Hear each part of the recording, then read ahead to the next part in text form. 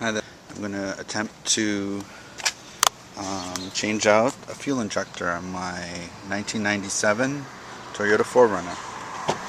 I already did this a couple years ago, so I kind of know what's going on. If you can see, like, my check engine light came on, and when I read the code, I get a P304, cylinder 4 misfire detected. Now, a couple years ago, I had the same problem. I went through all, except it was cylinder 2. I went through all the things that you would normally think when checking it, which is, put fuel injector cleaner in the tank, run it. Also, check the spark plugs, check the spark plug wires, replace the spark plug wires, change out the spark packs, swap them out, see if there's any change. There's no change.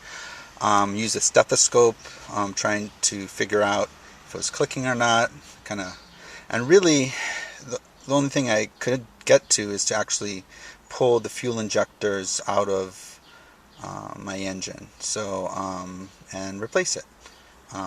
It's kind of hard to get to in this car. I'll show you in a second. So this is the engine. In a lot of smaller Toyotas, like sedans, the fuel injectors are kind of easy to get to. But in this 4Runner, you got this whole big like exhaust manifold thing going on. So it's kind of blocking the fuel injector. So if you can see, this is where the spark plug goes in, and the injector is actually like hidden under here on a rail under there. It's completely covered. You can kind of, I think on this side you can see it a little better, but it's like this is the rail that you have to get off, but still I can't really get to it, which means we have to take off all of this stuff, which was, I really wanted to avoid the first time, but I just accept it. I got to do this. Okay, one thing to note here, I'm getting cylinder 4, and according to my Haynes manual, that is this cylinder right here. Last time, so it's on the same side. Last time I had cylinder 2 problem, cylinder 4 is right there. Of course, it's very important, do the right one. But once you pull it out, you'll be able to check it with the ohm meter. And if the ohms are out of spec, it's very likely that the injector is just bad. Now the thing I'm going to be replacing is a fuel injector. It basically looks like this baby here. So, basically it squirts gasoline mixture. It basically aerates your gas into your cylinder. Crucial part of providing spark. If you got one cylinder that's not firing, you have a really noticeable shimmy in your engine, and it goes put put put. And the other thing is you smell a lot of gasoline, because all the gasoline does not ignite and it comes out your tailpipe, which is really bad. Okay, the last time I did this, I did have a problem. Basically, I changed everything, and it's all working except I had a high idle. And eventually I figured out I reconnected the hoses in the wrong way and didn't really document it. So I'm going to try and document the hoses. So there's one hose here, comes right here, and there's another hose here. Try and pull it off, otherwise I think this hose here is an important one. Connected in 2 parts.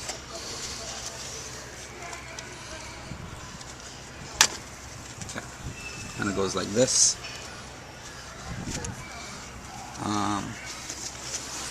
There's this baby here. Okay. Alright. So that'll clear this side.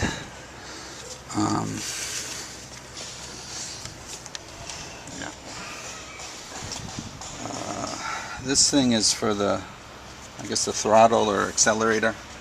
I guess we'll see how that goes. I might have to disconnect that. This is another one here. I'm just gonna loosen these up here. Right here. Loosen these up, just so it's out of the way. It's a little free. Yeah. Okay. Here's a hose here. Just pull that baby off. There.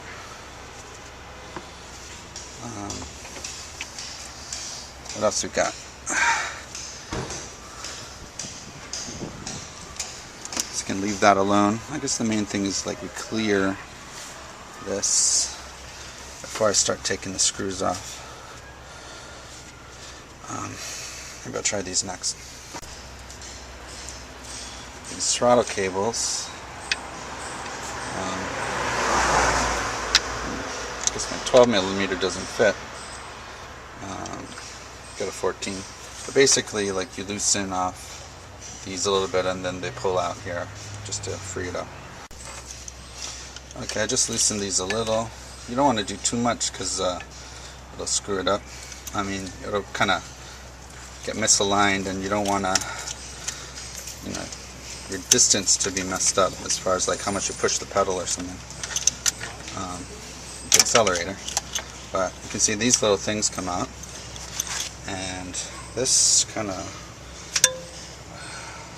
you can see this, kind of pops out like this. So this becomes free. Similarly, this throttle cable, it's free. Not too hard. So basically, I mean, this is what your accelerator cable, when you push the accelerator, connects to, opens or closes the throttle body, which is this right here, which lets air and gas mixture will air into your engine. For the newer Toyotas, this is kind of, I'm assuming this is what the computer is attached to. You get all this accelerator problem. So these 90s Toyotas, you know, no such problem. Okay. All right. I zapped some of these with WD-40, so I'm going to start taking off like this bolt, and basically this comes off like a piece. It's like half and half of this whatever manifold or whatever. So like take off this, the top part, take off the bottom part, and then I'll have access to the thing underneath. Okay. Okay, took off all these bolts around. You can see this kind of comes up like this now. So I have to take that off carefully. Possibly remove that, you know, air intake section, but yeah. Okay, we'll see. Okay, this is what it looks like with it removed, the top. Now that I remember, I didn't have to remove this bottom one because you can see here, this rail is exactly what I need to access, and you can see I can access these little electrodes here. These connect directly to the fuel injectors. See, 1, 2, 3. So this is basically injector 2, injector 4. So this baby is the one I want to get to. So I'll just remove this rail. Another thing is that last time I replaced this kind of, I guess, plenum or gasket. I'm not going to replace it this time, but just so you know, it can be an extra expense, so if you want to save some bucks, you can try and not replace that if it still looks in good condition. Okay? So I guess I was wishful thinking, because actually this is the wrong side, and the other side here underneath this is where cylinder 2 and cylinder 4 is. You can actually see the rails have these little, the rail. I guess I have to take this bolt off. So this bolt must go for this rail. So if you actually can peek in there, you can see the other rail somehow. So I'm actually taking 5 bolts off of this to remove it. Okay. Okay, I removed the last bolt here. So supposedly this can come off.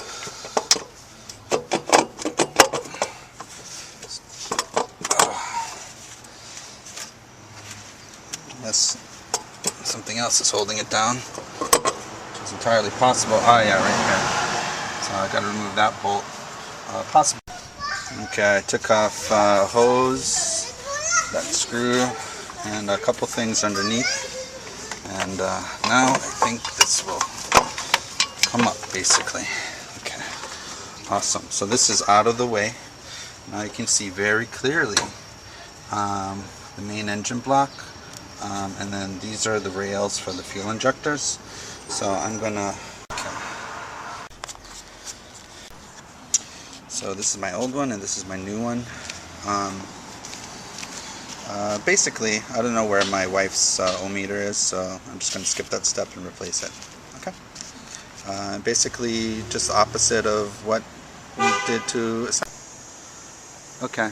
Well, after I picked up my kids, I put my engine back together. So I think got everything back together the way it was, except for 2 screws, which I guess maybe tomorrow I'll figure out where they go. But yeah. So we'll see if it starts up and if it's any better.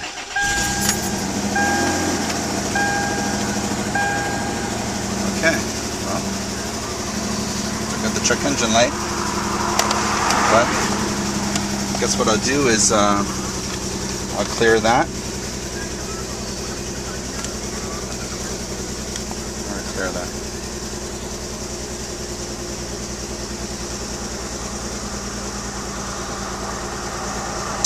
By the way, my car's a little louder because I have an exhaust leak. I'm going to fix that next, but I'll probably take it into the shop for that.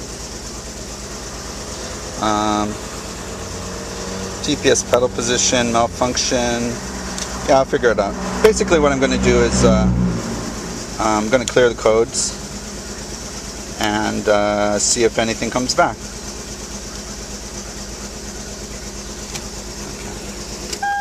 But it does seem to be running better.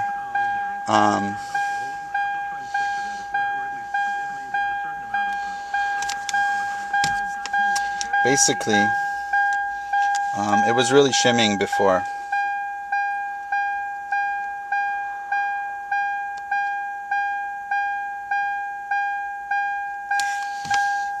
But yeah, looks promising. That's basically it. Anyway, love these Toyota 4Runners, so I'm going to dedicate this to my brother-in-law, Avi Berman, whose birthday is today, 30 years old. He is my inspiration for auto mechanics. Okay, see you later.